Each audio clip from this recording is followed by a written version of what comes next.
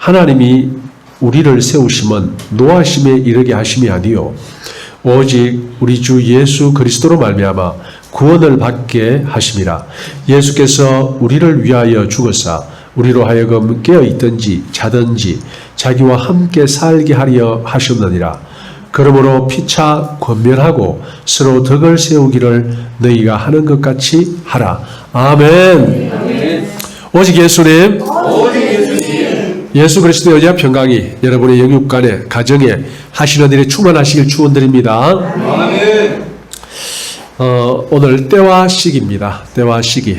바로 주님께서 다시 임하실 때, 재림하실 때 그 시기를 말씀하시는 겁니다. 주님이 재림하시길 혹시 간절히 기다리는 분들이 여기 계십니까? 아멘. 좀 늦게 왔으면 싶은 분들도 계십니까? 네. 아니, 솔직하십니다. 왜 그래요?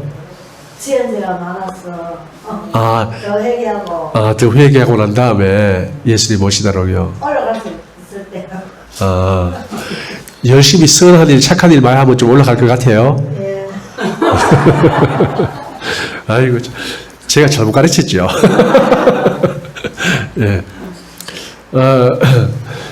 이제 때와 시기는 지금 제자들이 이제 예수님께서 하늘로 오르시면서 그때도 또 물어봤어요. 뭐라고 하면은 예수님 그때가 구원의 때입니까? 다시 예수님이 재림이 됩니까? 하니까 사도행전 1장 7절에 때와 시기는 아버지께서 자기의 권한에 두셨으니 너희가 알 바 아니요 라고 이야기를 합니다. 그래서 때와 시기에 대해서는 알 바가 아니라고 이야기를 합니다. 그런데 모두 다 모르느냐? 또 그런 건 아닙니다. 그렇다고 그 때와 시기를 정확히 안다는 것은 아닙니다. 오늘 이 본문에 보면요. 주의 날이 밤에 도둑같이 이를 줄은 너희 자신이 자세히 알기 때문이라. 자, 그렇게 합니다. 요 고다에 보면은 그들이 평안하다 안전하다 할 그때에, 그러니까 그들입니다. 너희들이 평안하다 안전하다 할 그때가 아니고 그들입니다. 그래서 보면은 두 부류로 딱 나눴습니다. 한 부류는 누구냐? 예수 안에 있는 부류와 예수 바깥에 있는 두 부류도 나눠서, 예수 바깥에 있는 사람들은 예수님이 다시 오실 때 그 상황이 어떤 상황이냐 하면은 평안하다 안전하다 하는 때라는 겁니다. 한마디로 이때만큼 살기 좋은 때가 세상에 언제 있었나? 라고 말할 때가 또 그렇진 않더라도 지금 같으면은 살만하지 않느냐, 평안하지 않느냐, 안전하지 않느냐, 그때가 예수님 오실 때라는 거예요. 예수님을 믿더라도 온전히 예수 그리스도 안에 있지 않은 사람들은, 한마디로 물과 성경으로 거듭나지 않는 사람들은 마찬가지입니다. 예수 바깥에 있는 사람과 다를 바가 없습니다. 그들도 마찬가지로 이야기해요. 지금 얼마나 살기 좋은데, 하나님이 은혜를 베푸셔서 잘 먹고 잘 살고 잘 자고 좋은 집에 살고 그러면 됐지 뭐 이상 뭘 바라겠느냐. 이렇게 평안하다 안전하다 할 그때라는 겁니다. 이 보면요, 많은 분들이 또 그런 이야기를 해요. 성경에 보면은 그 마지막 때가 아주 비참할 거라고 말하지 않습니까? 저는 그래 안 봅니다. 왜요? 여기 분명히 나와 있잖아요. 예수님이 다시 임할 때는요, 일반적으로 이 세상 사람들이 보는 것은 일반적인 관점입니다. 일반적으로 평안하고 안전합니다. 예, 대규모의 전쟁이 있거나 전 지구적인 재앙이 어마어마한 재앙이 있거나 그렇지는 않습니다. 그래서 지구 인구의 거의 대부분이 재앙에 휩쓸려 어찌 되거나 그렇지 않아요. 그럼 어떻습니까? 평안하다 안전하다 할 그때라는 겁니다. 예, 자 계속 보시면요, 형제들아 너희는 3절 평안하다 안전하다 할 그때에 임신한 여자에게 해산의 고통이 이르고 같이 멸망이 갑자기 그들에게 이르니 결코 피하지 못하리라.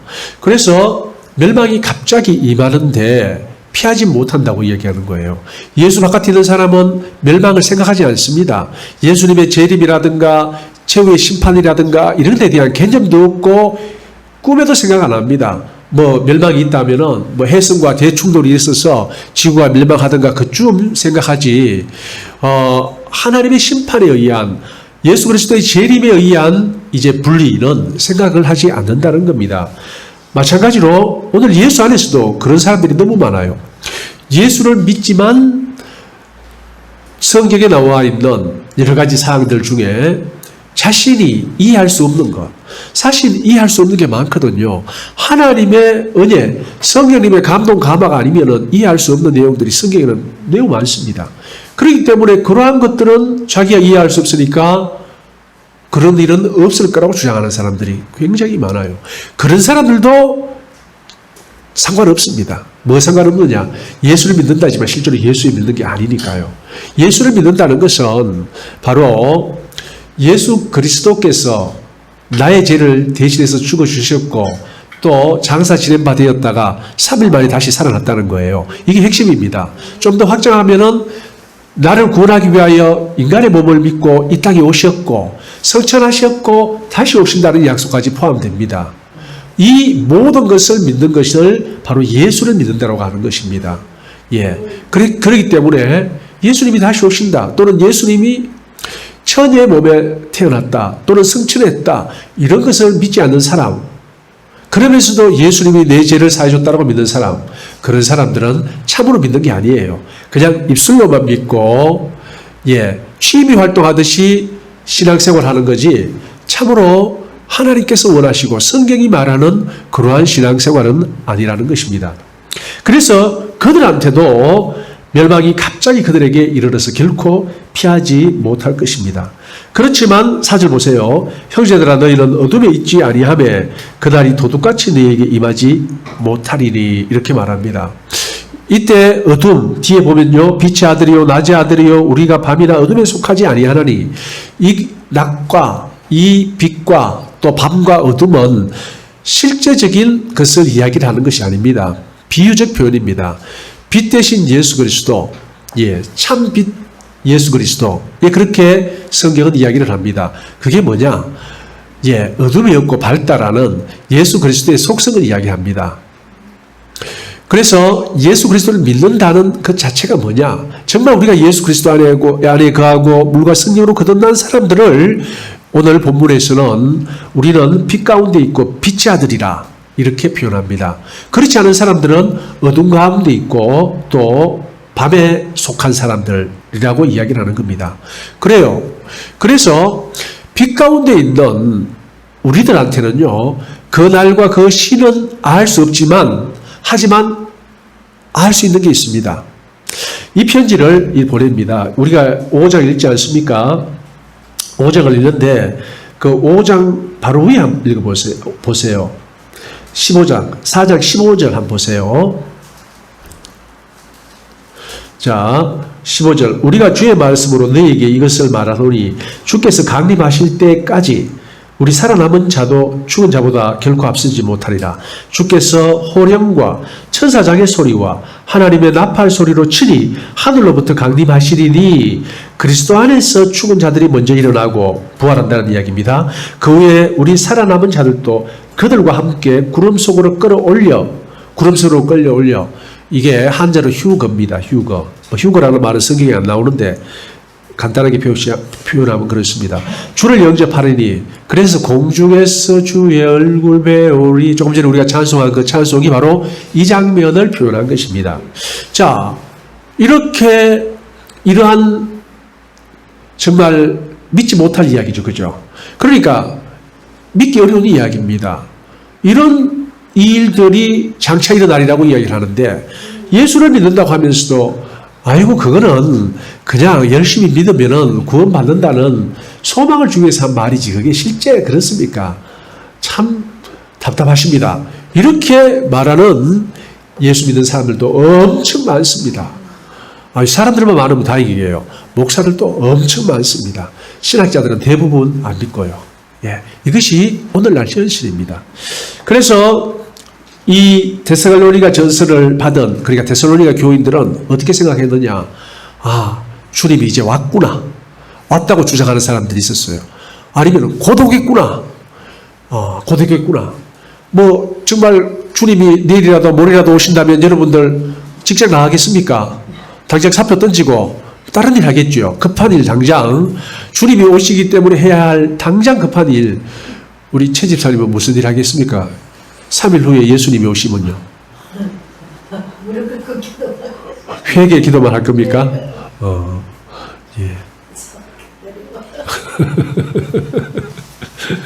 예.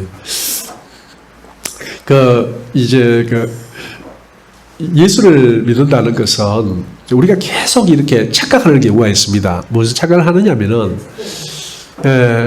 내가 구원받는데 내 역할이 있다라는 그런 착각을 합니다. 예. 제가 이야기가 잠깐 옆으로 새도 이야기를 할게요. 전에 이제 어떤 의사 선생님하고 얘기를 했어요. 나이가 많은 의사 선생님이고 한때 아주 잘 나가는 의사 선생님이었어요. 포항에서 굉장히 큰 병원 옛날에 짓고 아주 잘 나가는 선생님이었는데. 물어봤어요. 제가 한번 이야기를 했어요.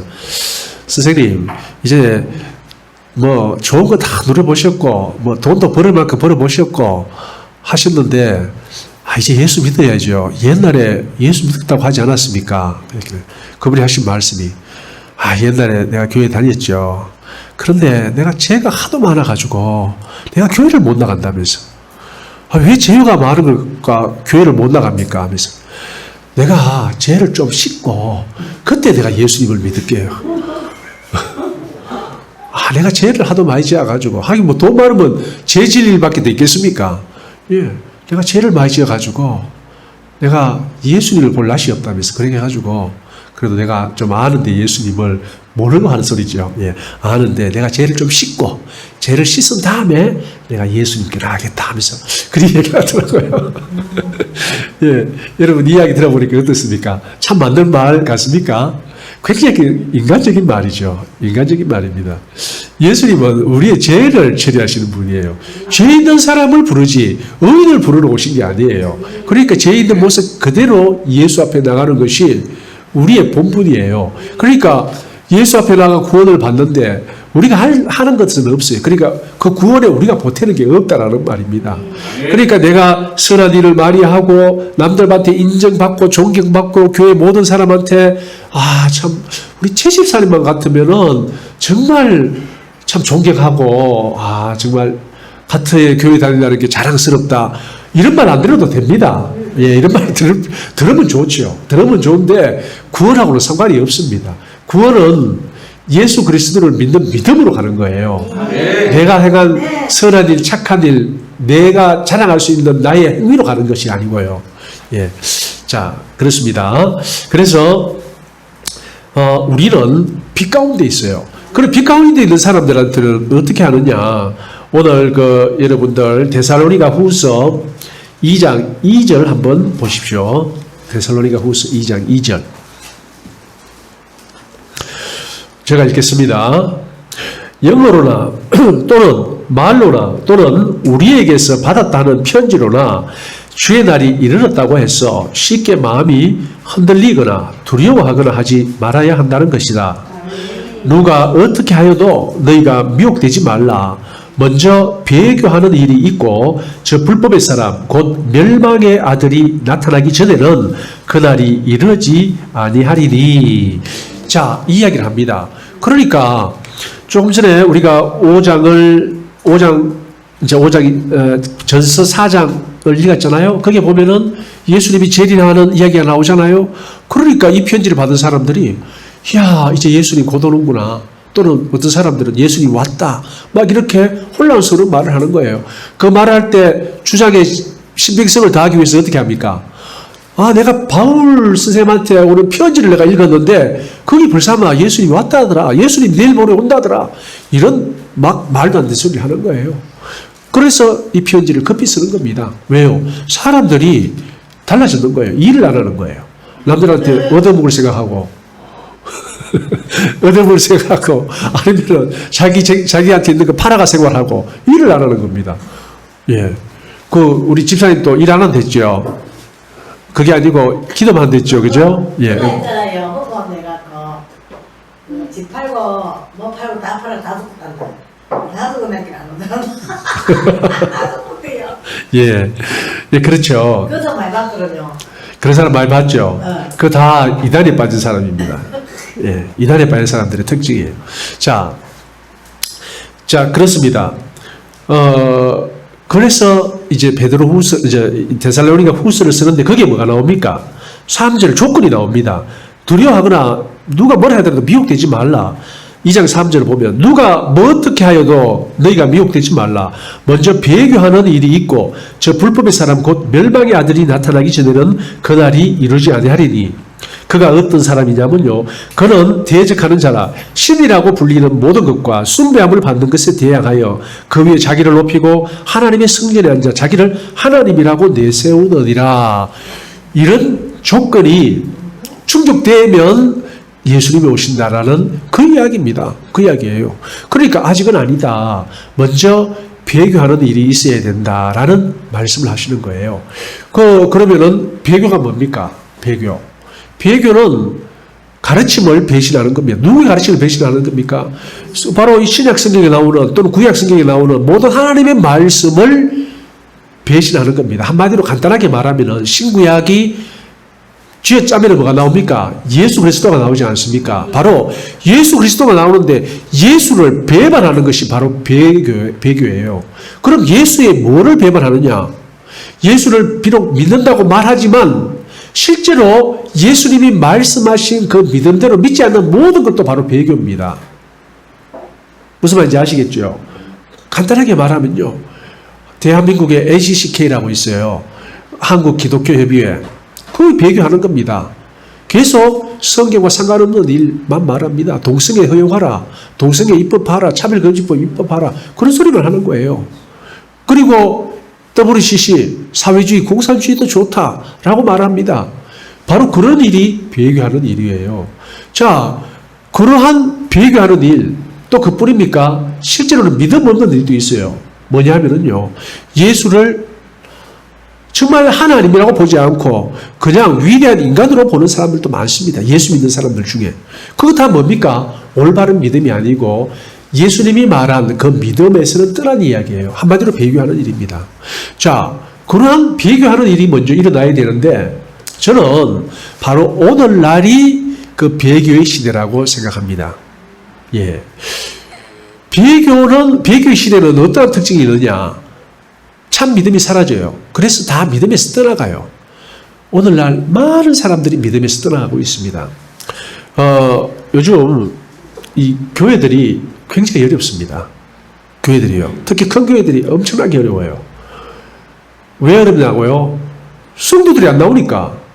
그럼 얼마나 안 나오냐고요? 반이 안 나와요. 거의 모든 큰 교회 성도들이 반이 안 나와요. 반이.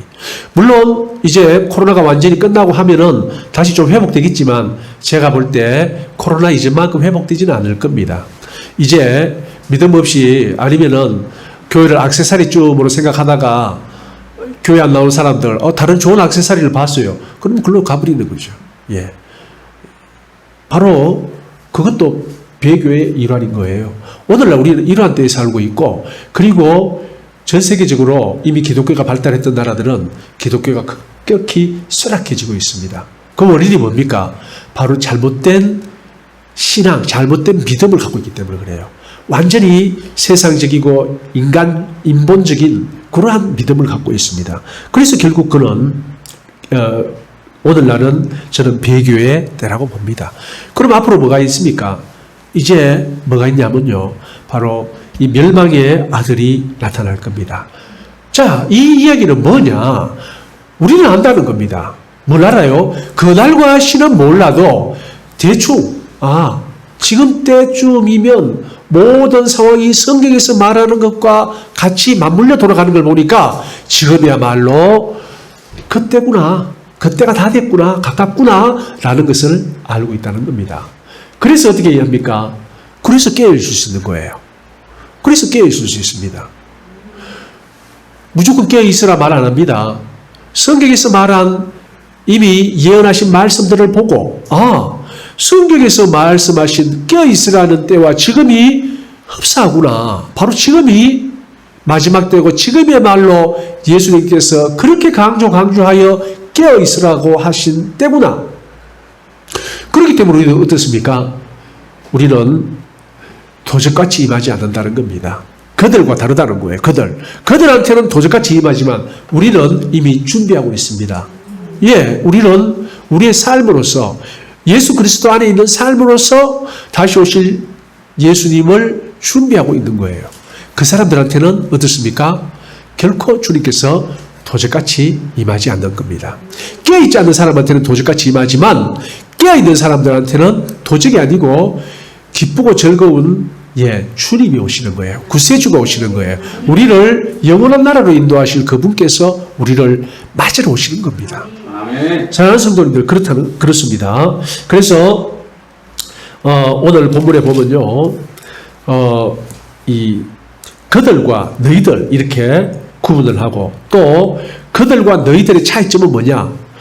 너희들은 빛의 아들이고 낮에 속한 사람이고, 그들은 밤의 자식이고 어둠에 속한 사람들이라고 구분합니다. 자, 그러면은 우리 빛에 속한 사람들은 중요한 건 삶이거든요. 오늘날 우리가 어떻게 살아야 되는가라는 그 삶이 가장 중요한데, 6절 보십시오. 그러면 우리는 다른 일과 같이 자지 말고 오직 깨어 정신을 차릴지라. 깨어있다라는 거, 여기서는 어떻게 하는지 그 뒤에 나옵니다. 7절. 자는 자들은 밤에 자고 취하는 자들은 밤에 취하되, 또 이 밤과 낮의 사람들로 구분합니다. 밤에 속한 사람들은 자고 취한다 그랬어요. 술 취한다는 겁니다. 한마디로 지정신 없이 자기 정신 아닌 정신으로 살아가는 거예요. 자, 8절. 우리는 낮에 속하였으니 정신을 차리고 믿음과 사랑에 호신경을 붙이고 구원의 소망의 도구를 쓰자. 자, 바로 깨어있으라는 말이 여기서는 어떻게 해석했느냐? 사도 바울은 어떻게 이 부분에서 깨어있으라는 말을 설명을 했느냐? 바로 이겁니다. 8절. 우리는 낮에 속하였으니, 낮에 속한 사람들이 행할 모습입니다. 정신을 차리고 믿음과 사랑에 호신경을 붙이고 구원의 소망의 투구를 쓰자. 에베소에 보면요, 우리 전신갑주를 입는데 자세하게 부분이 나옵니다. 여기는 그런 거 없습니다. 그냥 전신갑주를 입자라는 건데, 전신갑주가 뭡니까? 여기 다시 말하지만 믿음, 사랑, 소망. 믿음, 사랑, 소망입니다. 그러니까 고린도 전서에서도 사도 바울은 믿음, 소망, 사랑은 사랑을 얘기를 했는데 가장 중요한 것은 바로 사랑이라. 그렇게 말씀하셨는데요. 결국 깨어있는 삶, 낮에 속한 사람들의 삶은 어떻게 나타나는가? 믿음의 삶, 또 사랑을 실천하는 삶, 구원의 소망을 가지고 살아가는 그 삶으로 나타난다는 겁니다. 믿음은 뭡니까? 믿음은 딴 게 아니고 예수 그리스도에 관한 믿음입니다. 예수님께서 약속하신 말씀에 관한 믿음입니다. 결국 예수님께서 다시 오신다는 그 약속의 말씀을 믿고 나머지 말씀들을 우리가 삶으로서 실천해 나가는, 그게 바로 믿음이고요. 사랑은 뭡니까? 말하자면 사랑도 실천입니다. 하나님을 사랑하고 내 이웃을 내 몸과 같이 사랑하는 이 삶을 말하고, 세 번째는 뭡니까? 바로 구원에 대한 소망을 가지고 살아라. 이것이 깨어있는 삶을 나타냅니다. 자, 그리고 계속해서 9절. 하나님이 우리를 세우심은 노하심에 이르게 하심이 아니요 오직 우리 주 예수 그리스도로 말미암아 구원을 받게 하심이라. 바로 우리를 세우심. 우리가 누굽니까? 지금 바울 자신들, 아니면 고린도 데살로니가 교인들 다 말해줘. 예수 그리스도 안에 있는 모든 사람들 세우는 이유가 뭡니까? 바로 예수 그리스도로 말미암아 구원을 받게 하심. 구원받게 하려고. 지금 이러한 모든 일들은 우리로 하여금 구원받게 하려고 우리를 이렇게 하신다라고 말씀하시는 거예요. 그런데 이 구원에 관해서도 다르게 말하는 사람들이 너무 많아요. 예수 믿는 사람들. 오늘날은요, 특히 그래요. 예수 믿는 사람들이 특히 예를 들어서 그런 거예요. 박근혜 대통령이 탄핵됐잖아요. 그 탄핵이 났었던 예수 믿는 사람들이 굉장히 많아요. 목사들도 많고. 그 사람들이 생각하기는 바로 그것이 구원이기 때문에 나갔던 거예요. 그 사람들의 생각은 그래요. 그게 구원이에요. 그게 왜 구원일까요? 그 사람들은요, 천국에 관한 구원, 성경이 말하는 구원이 없어요. 믿지 않아요. 그러다 보니까 정치적으로 순간순간 승리하는 자기들이 목표라는 정치적 승리, 그게 바로 구원을 이야기를 하는 겁니다. 그 정치 신학이라는 거예요. 한마디로 그러한 인본주의 신학에 매몰된 오늘날 이 교계가 완전히 이제 엉뚱한 소리를 하는 거예요. 자, 계속해서 우리가 이제 그러면은 10절 보십시오. 예수께서 우리를 위하여 죽으사 우리로 하여금 깨어있든지 자든지 자기와 함께 살게 하려 하셨느니라. 그러므로 피차 권면하고 서로 덕을 세우기를 너희가 하는 것 같이 하라. 결국 예수님께서 우리를 위하여 죽으신 것이 무엇입니까? 우리로 하여금 깨어있든지 자든지 자기와 함께 살게 하려 하셨느니라. 깨어있든지 자든지 이거는 뭐냐면은 또 앞에 이야기하고 다릅니다. 깨어있으라는 이야기하고 다릅니다. 그러니까 깨어있든지 자든지, 사람은 깨어있든지 자든지 둘 중에 하나입니다. 그렇죠? 그러니까 항상 우리의 모든 삶, 모든 순간순간이 어떻게라고요? 예, 주와 함께 살게 하려 하십니다. 라는 말입니다. 결국 우리 모든 순간은 바로 성령님의 인도함 받는 삶이 되어야 되고 예수 그리스도 안에 있는 삶이 되어야 된다는 것입니다.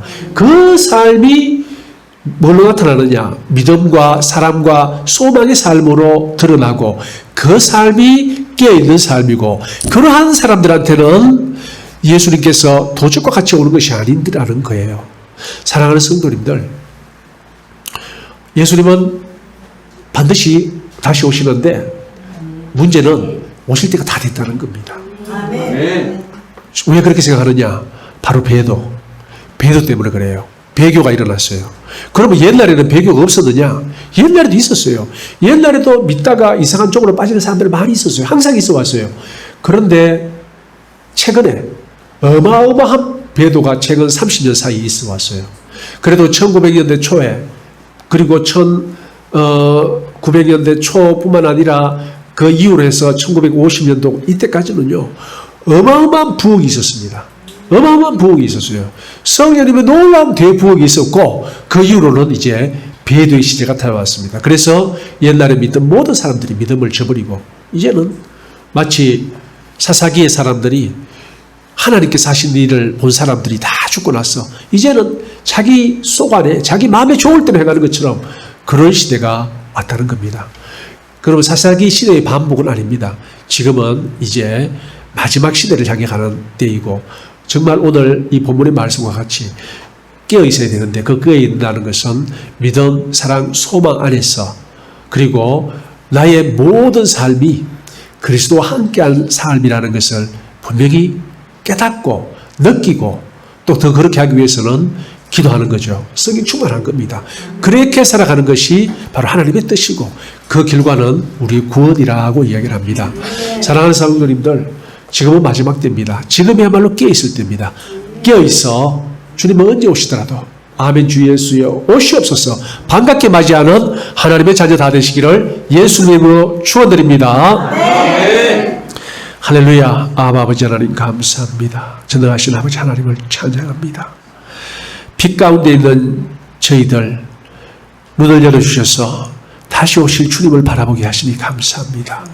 저희들의 마음을 열어주셔서 현 시대를 바라보고 배교의 시대임을 알게 하심을 감사드립니다. 저희들 믿음, 소망, 사랑 안에서 깨어있게 하여 주시옵소서. 24시간 주와 함께 동행하게 하여 주시옵소서. 그리하여 무엇을 하든지 하나님의 뜻을 이루고 하나님의 영광을 드러내는 저희 모두가 되게 하여 주시옵소서. 예수 그리스도 이름 받들어 기도드리옵나이다. 아멘.